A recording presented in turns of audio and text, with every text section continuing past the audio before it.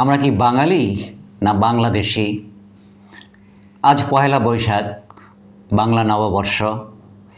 বলা হয়ে থাকে যে পহেলা বৈশাখ বাঙালির আত্মপরিচয়ের এক অনন্য প্রতীক।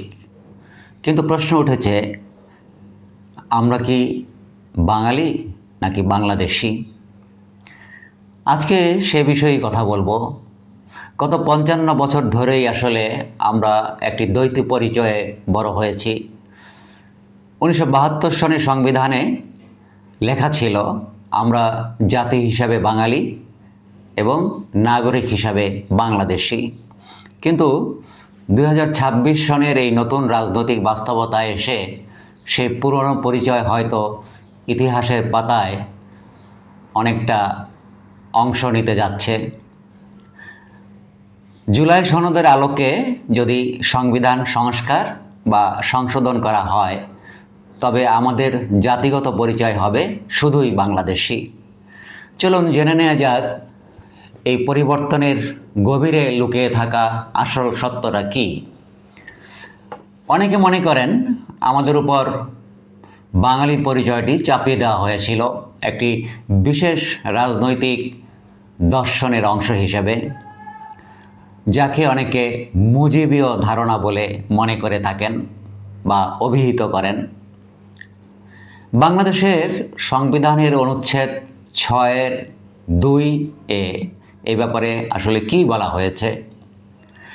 বাংলাদেশের ১৯৭২-এর সংবিধানের মূল ভিত্তি ছিল বাঙালি জাতীয়তাবাদ। শেখ মুজিবুর রহমানের নেতৃত্বে সেই সময় নির্ধারণ করা হয়েছিল যে এদেশের মানুষের একমাত্র পরিচয় হবে বাঙালি। কিন্তু শুরু থেকেই এই সংজ্ঞার ভেতর একটি বড় ফাঁক ছিল। ধরুন, পার্বত্য চট্টগ্রামের চাকমা, মারমা বা উত্তরের সাঁওতালদের কথা যদি আমরা ভাবি, তারা কি বাঙালি? অবশ্যই না। তবু রাষ্ট্রের আইনে তাদের উপর বাঙালি পরিচয়টি চাপিয়ে দেওয়া হয়েছিল। আমাদের অনেকেরই মনে আছে, অনেকেই বলে থাকেন যে শেখ মুজিবুর রহমান একসময় এ সমস্ত পাহাড়ি বংশোদ্ভূত বা পাহাড়ে যারা বসবাস করেন তাদেরকে বলেছিলেন, তোরা সবাই বাঙালি হয়ে যা। সেই জন্যই বলা হয় যে আসলে পুরো জাতির উপর বা রাষ্ট্রের উপর আমাদের এই বাঙালি পরিচয়টি চাপিয়ে দেওয়া হয়েছিল। এখন জুলাই সনদের আলোকে আমাদের যে আকাঙ্ক্ষিত সংশোধিত সংবিধান, সেই সংবিধানে সেই ঐতিহাসিক ভুলটি সংশোধনের চেষ্টা করা হবে বলে ধারণা করা হচ্ছে। আর তারপর থেকে রাষ্ট্রের চোখে আমরা সবাই হব বাংলাদেশি। কিন্তু যারা নিজেদেরকে বাঙালি বলতে গর্ববোধ করেন, তাদের জন্য কি এটি একটি পরাজয়? মুজিবীয় ধারণা এবং বর্তমান বাস্তবতার আলোকে এবার একটু এর গভীরে যাওয়া যাক। কেন এই পরিবর্তনকে অনেকে মুক্তির স্বাদ হিসাবে দেখছেন? বিশ্লেষকদের মতে বাঙালি জাতীয়তাবাদ ছিল একটি বিশেষ রাজনৈতিক টুলস। এটি এমনভাবে তৈরি করা হয়েছিল যেন রাষ্ট্রের সব ক্ষমতা একটি নির্দিষ্ট চেতনা বা একটি বিশেষ পরিবারের ইমেজের চারপাশে আবর্তিত হয়, যাকে আমরা মুজিবীয় ধারণা বলছি। তা মূলত একটি একমুখী পরিচয় তৈরির চেষ্টা করা হয়েছিল।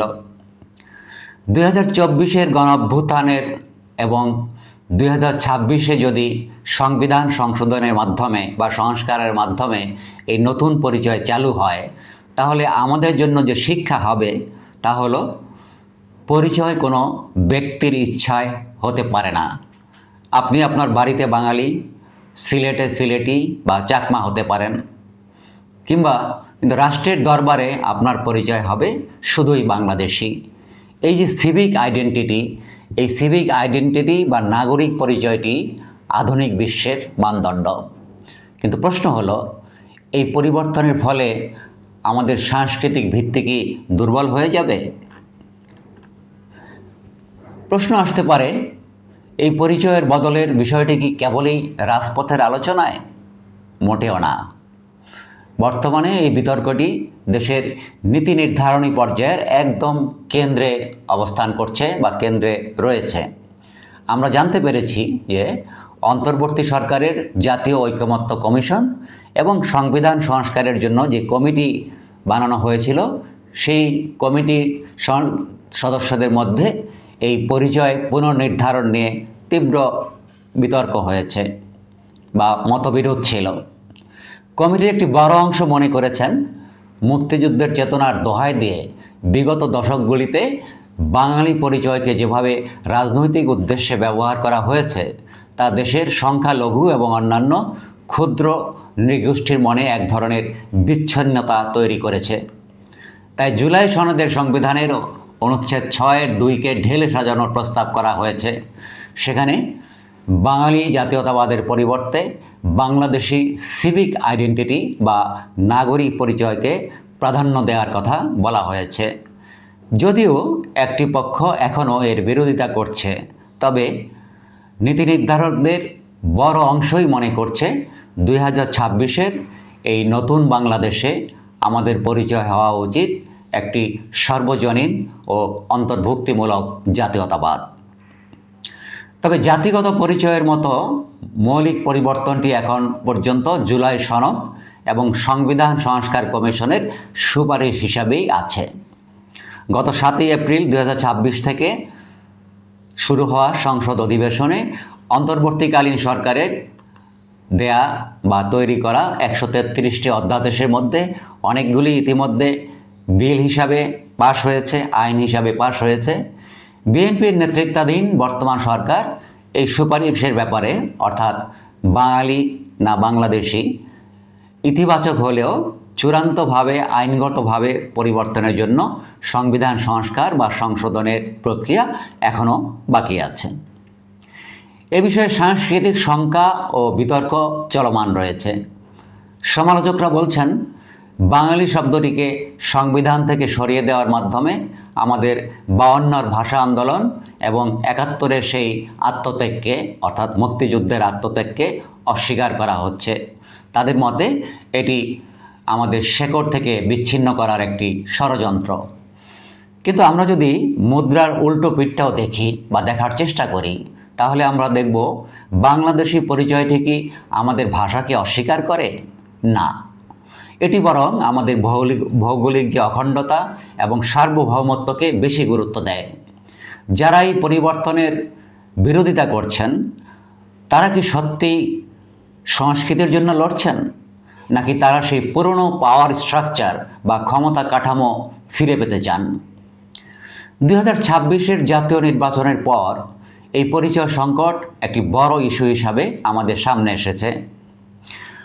একদিকে রয়েছে সেই পুরনো ঘরানার শক্তি যারা বাঙালি পরিচয়ই থাকতে চান, অন্যদিকে রয়েছে নতুন প্রজন্মের নেতৃত্বে থাকা দলগুলো যারা বাংলাদেশি পরিচয়কে বুকে টেনে নিতে চায়। আমরা যদি উন্নয়ন এবং অন্তর্ভুক্তির কথা বলি, তবে বাংলাদেশি পরিচয়টি অনেক বেশি শক্তিশালী, কারণ এটি ধর্ম বর্ণ নির্বিশেষে সবাইকে এক ছাতার নিচে নিয়ে আসে। কিন্তু রাজনৈতিক দলগুলো কি এই ইস্যুটিকে পুঁজি করে জাতিকে আবারও 2 ভাগে ভাগ করে ফেলছে বা ফেলতে চাইছে? সবশেষে বলতে চাই, আমরা আসলে কে? পরিচয় কি আসলে কোনো স্ট্যাটিক বা স্থির বিষয়? এটি সময়ের সাথে আসলে বিবর্তিত হয়। 1952 সালে আমাদের প্রয়োজন ছিল ভাষার জন্য লড়াই করা, তাই আমরা বাঙালি। 1971 সালে আমাদের প্রয়োজন ছিল একটি স্বাধীন রাষ্ট্র, তাই আমরা বিদ্রোহী হয়েছিলাম। আর 2026 সালে আমাদের প্রয়োজন একটি বৈষম্যহীন অন্তর্ভুক্তিমূলক সমাজ, তাই আজ আমরা গর্বিত বাংলাদেশি। মুজিবীয় ধারণা থেকে বেরিয়ে এসে একটি স্বাধীন ও সার্বভৌম নাগরিক পরিচয় গ্রহণ করা কি ভুল, নাকি এটিই আমাদের কাঙ্ক্ষিত নতুন বাংলাদেশ? ভিডিওটি শেষ করার আগে আপনাদের কাছে প্রশ্ন, আপনি আসলে নিজেকে কি বলতে স্বাচ্ছন্দ্য বোধ করেন? আপনি কি নিজেকে বাঙালি বলতে বেশি স্বাচ্ছন্দ্য বোধ করেন, নাকি বাংলাদেশি বলতে স্বাচ্ছন্দ্য বেশি বোধ করেন? আর এই সংবিধান সংশোধনের মাধ্যমে এই পরিচয়গত পরিবর্তন কি আমাদের ঐক্যবদ্ধ করবে নাকি আরও বিভক্ত করবে? কমেন্টের মাধ্যমে আপনারা আমাদেরকে মতামত জানাতে পারেন। সবাইকে ধন্যবাদ।